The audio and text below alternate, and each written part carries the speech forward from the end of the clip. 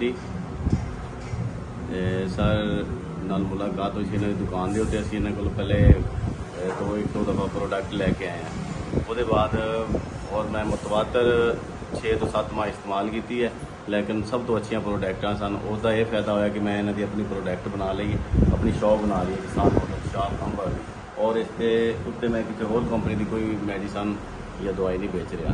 और मेरे इलाके वाले भी टोटल मेरे को इस्तेमाल कर रहे हैं। और माशाल्लाह इतने बहुत सारा साडा काम है, तकरीबन 2.5 मरबे मैं खुद काश्त कर रहा हैं। और मेरे जिन्ने भी दोस्त ने 1 मरबा 1.5 मरबा तो खर्च किसी की नहीं। और छोटा किसान भी टोटल साढ़े को ही आ रहा है।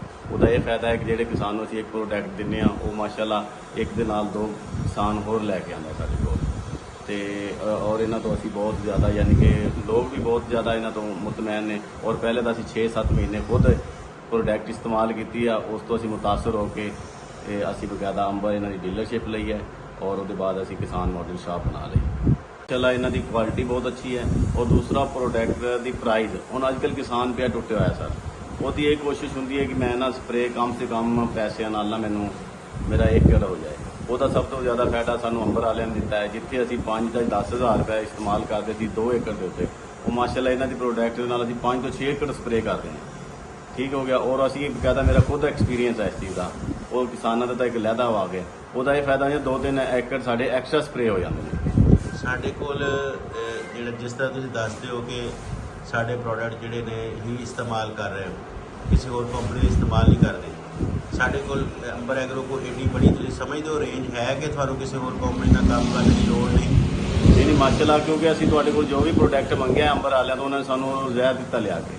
और वो मुतबादल असी लैन जाने सानू मिलता 2000 का 1800 का, ये सानू मुतबादल मिल जाता 800-1000 की रेंज।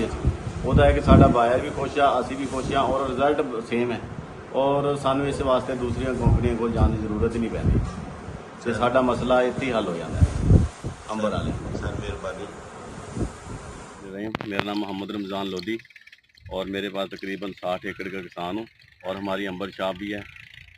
ठीक है। और हम टोटल दवाई जो अपनी फसल के ऊपर हम पहले भी कर रहे थे, इन्हीं की दवाई और मुख्तलिफ कंपनियाँ भी करती रहे हैं। एक तो इनसे हमें ये सबसे ज़्यादा फ़ायदा हुआ है कि ये कॉस्टली नहीं है।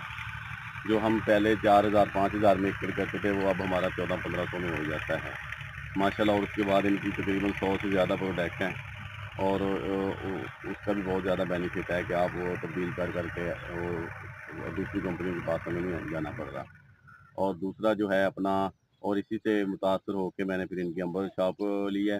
और वो मेरे जो भी हमसाए हैं वो भी हमसे मुतासर होकर हमारी दवाइयाँ इस्तेमाल कर रहे हैं माशाल्लाह। हम इनसे बहुत बहुत ज़्यादा एग्री हैं और मुतमैन हैं। और इंशाल्लाह जो भी इनकी नई प्रोडक्ट होती है पहले हम अपने फार्म पे टेस्ट करते हैं, उसके बाद हम अपने जो कस्टमर हैं शॉप के उनको करवाते हैं, तो जिसका हमें बहुत ज़्यादा फ़ायदा होता है। और उसका किसान को भी फ़ायदा हो रहा है, हमें भी हो रहा है।